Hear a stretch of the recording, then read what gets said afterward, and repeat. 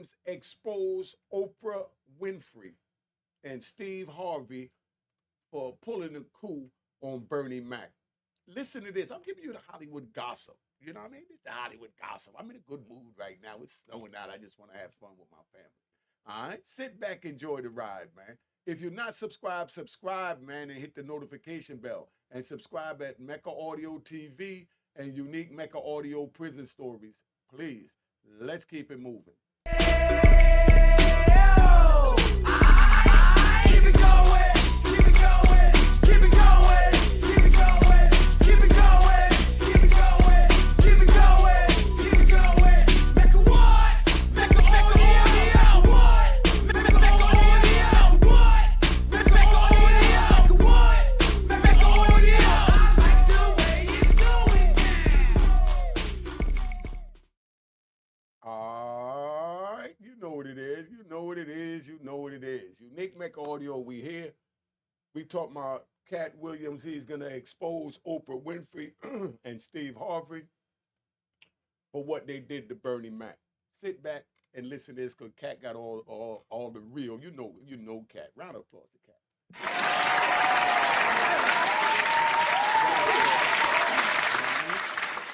All right, let's play this. I know the real Bernie Mac stories, and I know that the people that made money off Bernie Mac didn't like him. They hated his guts. You don't do your material around a lot of comedians. That's like stealing in front of the police. They sit on the side, ooh, that's funny. Next thing you know, you see it on HBO or something. And I know the truth. You think I'm gonna let you on Bernie and then come get me? I'm the next king? You think you know the story of Bernie Mac, but what if I told you the truth is darker than you ever imagined? I know the real Bernie Mac stories, and I know that the people that made money off Bernie Mac didn't like him. They hated his guts. Bernie was always trying to warn us. Hollywood wasn't a place for the faint of heart, but just who was he trying to expose? And why did people like Oprah Winfrey and Steve Harvey stay silent? What do you think they got to do with this? All right, let's sit back. Let's find this out. As he battled an industry that chews people up and spits them out. Why? Because the whole time Bernie was here, you was acting like you was funnier than him. The reason you was supposed to go last is because it was your tour.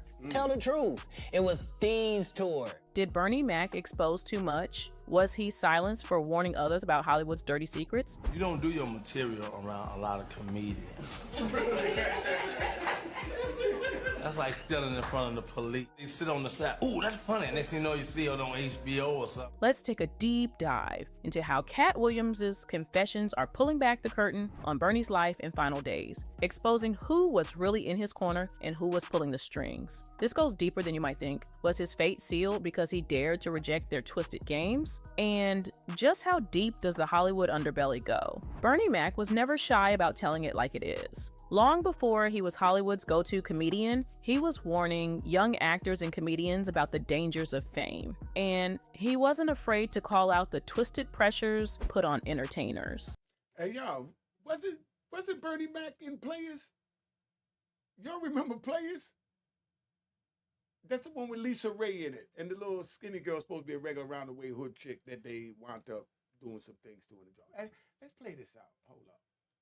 From refusing to participate in the notorious Hollywood Kids on Laps antics to calling out Hollywood's obsession with control, Bernie's words seemed to ruffle more than a few feathers. Did you wait? No. It would be her. He warned of a system designed to exploit talent, break down spirits, and leave people desperate for approval. But while he was vocal, his warnings only intensified during his last years as he started to clash with major Hollywood icons. It's now surfacing that Oprah and Steve Harvey may have had a vested interest in silencing Bernie's voice. What do y'all know about Oprah Winfrey and Steve Harvey with Bernie Mac?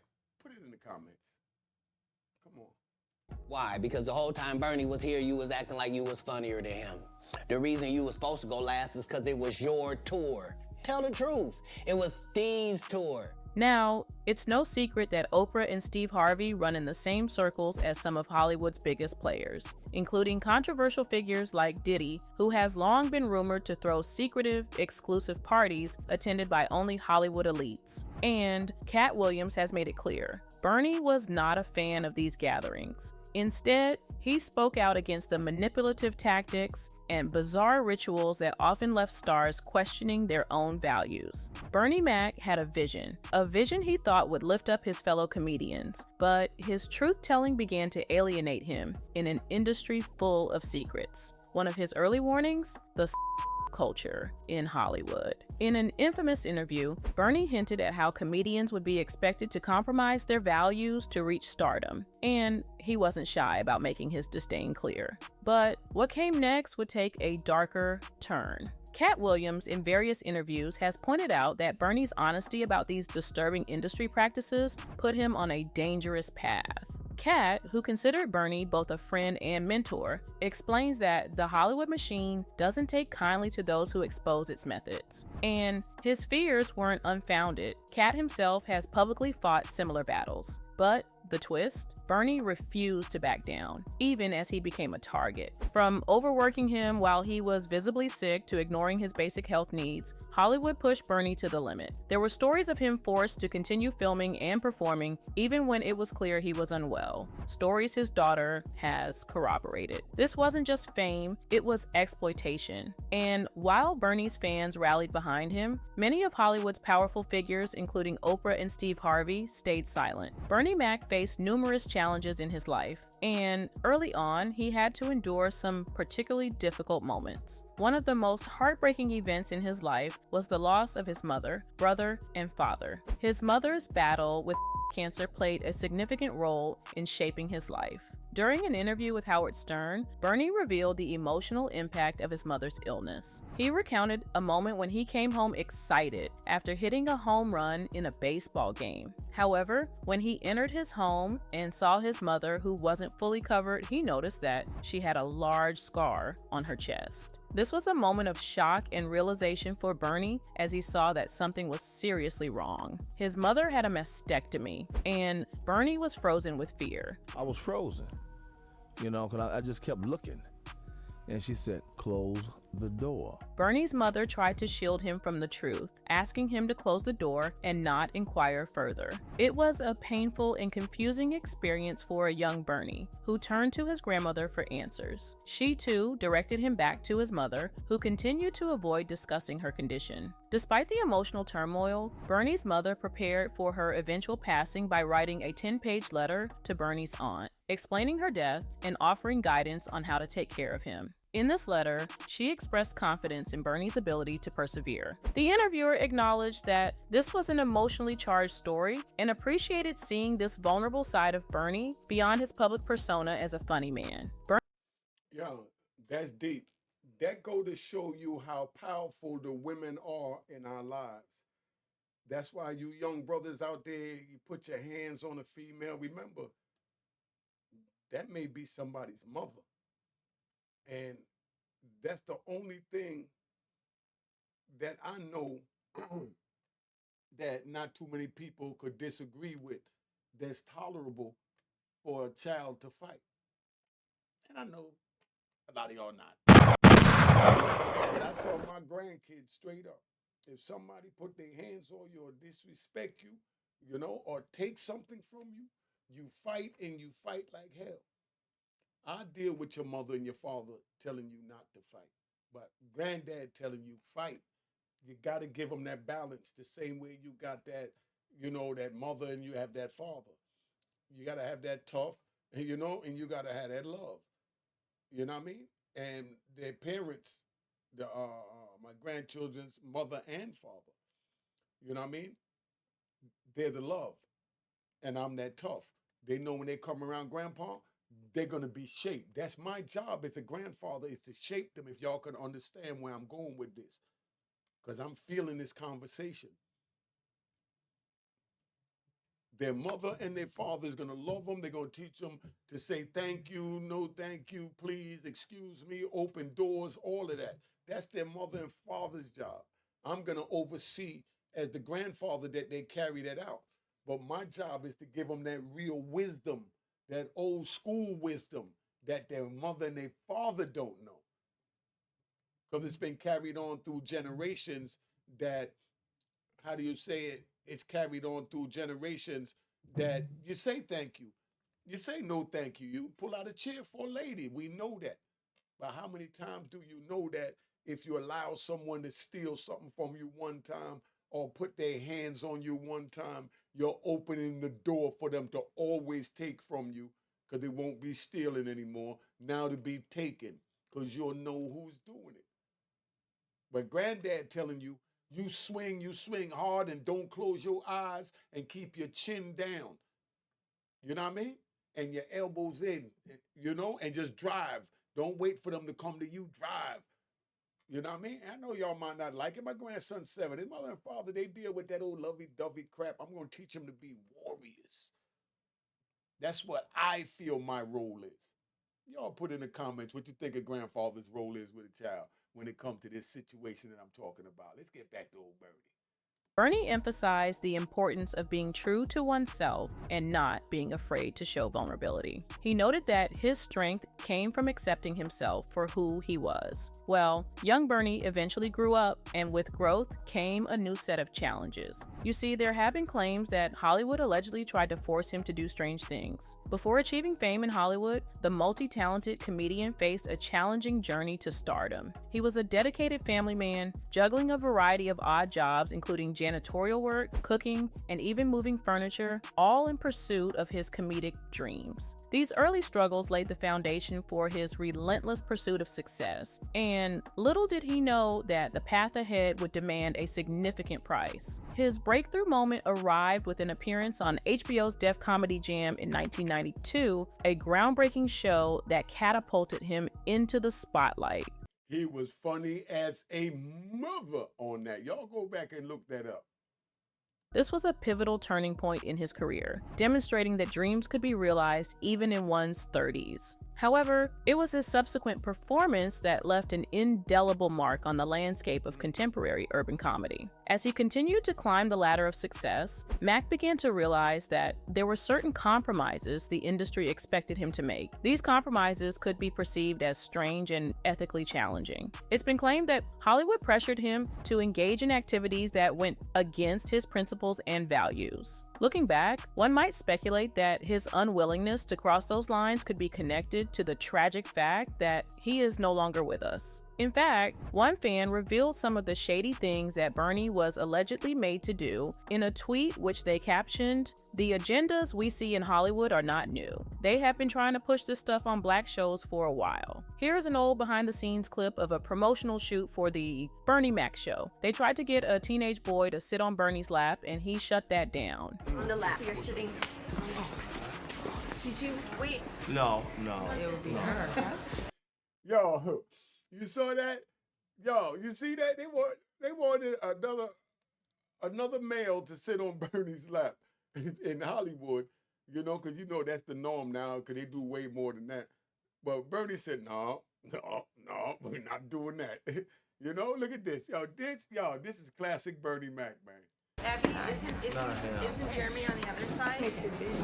At first, it seemed like Mac might have been the only comedian that had to deal with the horrible parts of the industry, but it turns out that Mac might have just been the first to have figured it out, as several other entertainers have come out with crazy tales. One of those is Dave Chappelle, and would you believe me if I told you this man up and walked away from a $50 million deal in 2004? Well, let's just say Dave also had his own fair share of Hollywood's dark side. The actor and comedian spoke with Oprah in 2006, and it turns out that his experience might have even been worse than Mac's. During the interview, Chappelle shared insights on the dismissive and sick culture within Hollywood, which allowed many celebrities to be dismissed as being crazy when they brought up certain industry issues involving men wearing dresses. I'm doing a movie with Martin.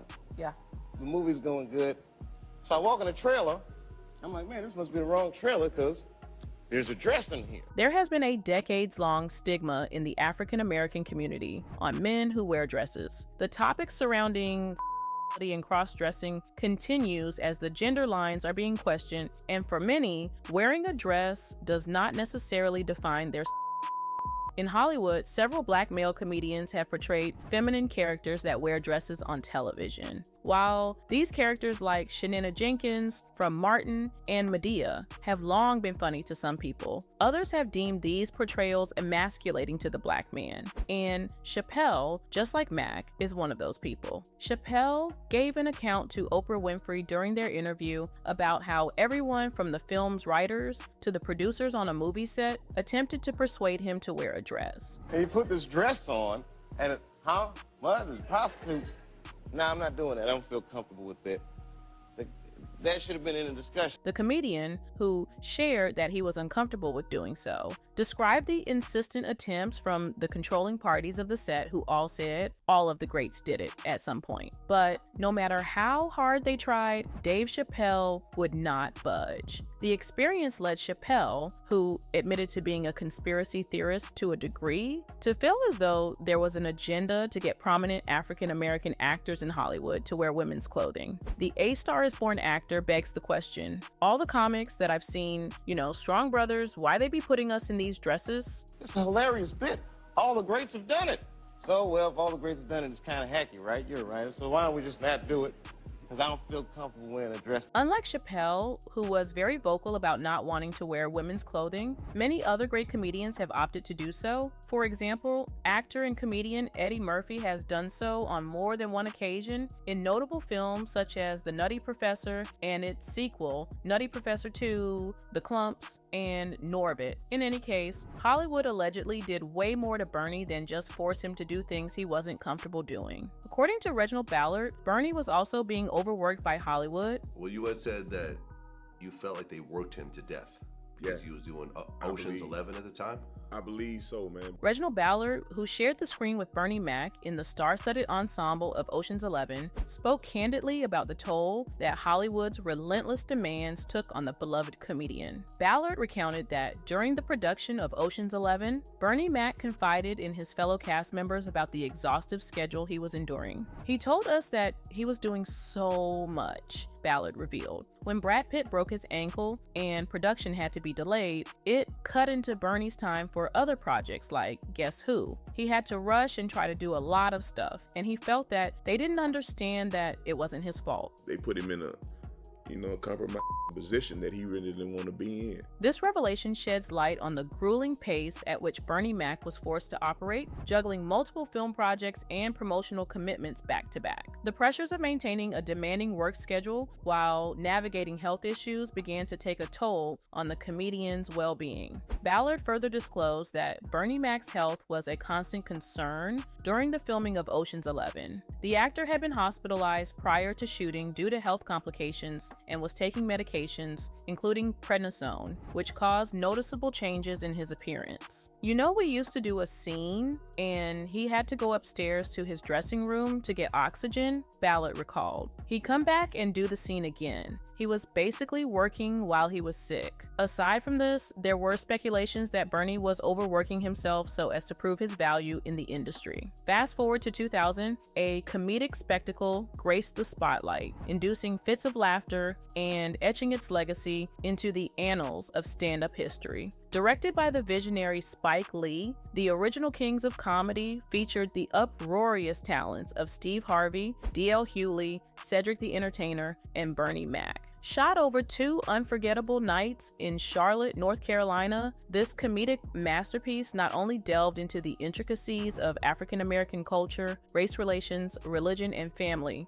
but also left an enduring mark on the comedy landscape. The original Kings of Comedy was more than a film. It evolved into a cultural phenomenon that transcended racial boundaries, uniting audiences in laughter. The film's success paved the way for numerous spin-offs, attesting to the enduring influence of its 4 comedic maestros. However, beneath the surface of this showbiz success lurked some undisclosed dark secrets. For starters, hushed rumors rumors, which have circulated for years, hint that Mac's career might not have reached its full potential due to alleged tensions amongst these comedians. Cedric, who was a part of the tour, along with D.L. Hughley, Steve Harvey, and Bernie Mac, confirmed that the two comedians did not see eye to eye. Yeah. I mean, they were the kind of guys that they both alpha males, like they just saw it different. You know what I'm saying? But at the end of the day, they was able to get through it, he said, while on Shannon Sharpe's podcast club, Shay Shay. Cedric added that because of the feud, it had prevented them from doing another tour. I think, of course, that was, definitely a contributing circumstance, but I also think that it had a lot to do with the promoter on the thing because he got a bigger head than all of us. The dude that put us all together started to really think was about him. So it started to be that. So it was a lot of those kinds of elements. Is that one of the reasons why you didn't do?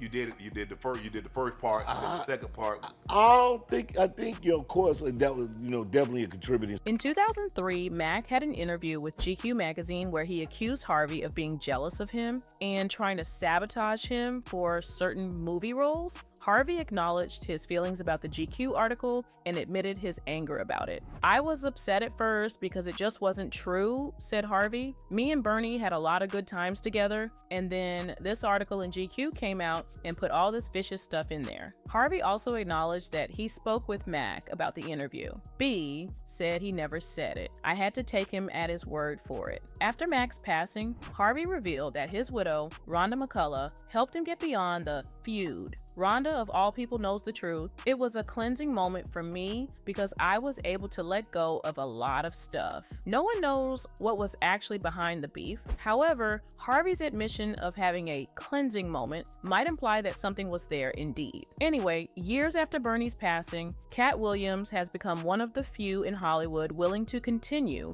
his friend's legacy of speaking out. Katt Williams certainly shook the table with his appearance on Club Shay Shay on January 4th, but he saved most of his vitriol for Steve Harvey, the same Steve that went to go watch Mark Curry do his whole sitcom and then stole everything Mark Curry had, he said in the interview. Now Steve got a sitcom where he the principal and he wear a suit, and then he gets this high top fade, making all black men think he got the best lineup in the business. And it's a man unit, he continued. Then you ask him, why you not a movie star? I didn't want to be a movie star. This the same that hated on Bernie Mac with this same thing. There are 30,000 new scripts in Hollywood every year. Not one of them asks for a country bumpkin black dude that can't talk good and look like Mr. Potato Head. There ain't none. You have to have range. Following this, Williams also revealed why he turned down a role in the original Kings of Comedy. I know the truth. You think Emma let you ish on Bernie and then come get me? I'm the next king? Why? Because the whole time Bernie was here, you was acting like you was funnier than him. The reason you was supposed to go last was because it was your tour. Tell the truth, it was Steve's tour, Williams added. Y'all thought y'all had one over on him. You thought he was black and ugly, and you were good looking, and he couldn't make it because you did. And that ain't the way comedy works. The king is the funniest. Now, this is not the first time that Katt Williams has spoken about the late comedian Bernie Mac. In a previous interview with Vlad TV, Katt Williams delved deep into the enigmatic life of Bernie Mac, alleging that the Hollywood moguls who reaped massive profits from his success actually harbored a seething hatred for him. And I know that the people that made money off Bernie Mac didn't like him. They hated his guts. And that was our king. That was our real king. Despite the widespread perception of Mac as a comedic titan, his journey unfolded more like a twisted narrative than a fairy tale. Williams' eyebrow-raising assertions allude to a murky plot, casting Bernie Mac as a casualty in Hollywood's unrelenting pursuit of wealth, with alleged puppeteers profiting off his skills while treating him disdainfully. As Williams delved into the narrative's layers, he floated the notion that the rise and fall of Bernie Mac might have been choreographed by invisible orchestrators. The accusations are jolting. Purportedly, Mac's successes were not the result of authentic industry support, but rather a strategic maneuver to exploit his abilities for financial advantage. Katt Williams spared no words in articulating the covert manipulation that could have played a role in concluding Bernie Mac's story on a tragic note. Furthermore, he shed light on how Hollywood elites manipulate the storyline to suit their own agendas. how it ended up, because sometimes the victors rewrite history, but by the same token, God is there for us, and sometimes his best gift to us is getting us out. Another person who recently backed Katt Williams claims is Bernie Mac's own daughter, Unique Mecca. McCullough focused on Williams' expression of praise for her father while calling out comedians, namely Steve Harvey, who allegedly tried to slight Mac before he passed away at the age of 50 in 2008. She said, I don't know Katt Williams, never met him. That's one person I never did get to meet when my dad was alive, but from everything that I've ever heard my dad, say, he's always seemed like a stand-up dude, so I have no qualms, no quarrels with him. McCullough said she has the utmost appreciation and respect for the Pimp Chronicles jokester for his remarks. I felt like it was genuine. There are some people who have given my dad his flowers now that he's dead that I'm looking at like, now you know doggone well you wasn't doing that when he was alive.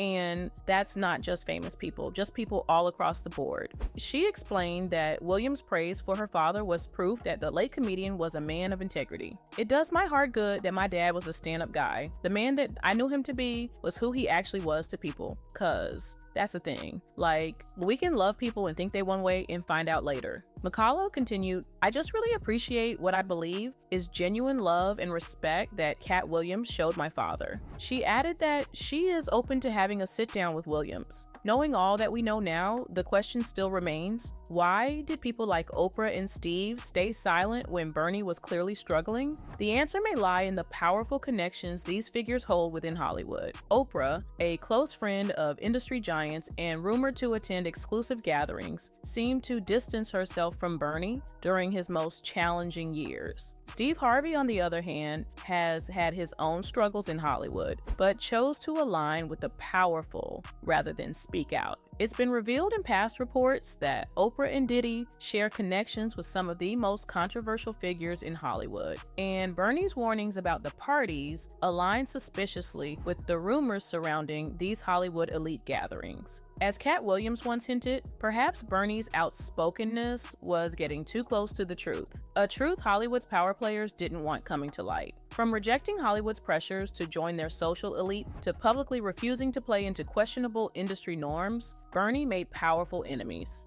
And with Oprah and Steve silent on these issues, many are now questioning if they chose their loyalty to Hollywood over loyalty to a friend. Anyway, that's it for this video, folks. Bye.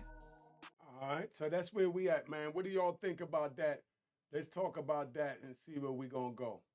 All right, let's talk about that and see exactly where we're going to go. But you tell me now, where we at with that? What I'm getting from this is that Steve Harvey figuring that he light-skinned, Bernie Mac dark-skinned, that he couldn't be one of the elite. Steve Harvey is thinking that he's, a European, as Katt Williams say, country bunking, and he's looking at Bernie Mac as a country bunking. Bernie Mac jet black, he that. You know what I mean? He felt like he didn't belong in Hollywood, so they felt like he kept him out. Oprah had the key to the gate, allegedly, because she was mixing with the Hollywood superstars. And what do y'all think about this? Make sure you hit the subscribe button. So go to Mecca Audio TV. Hit the subscribe and the notification. Hit the subscribe notification over here. And cop my man Lou Sims' book, The QR Code Work. Let's keep it moving. All right. Cheers, cheers, toast the crime, toast the crime, the crime, the crime, the crime.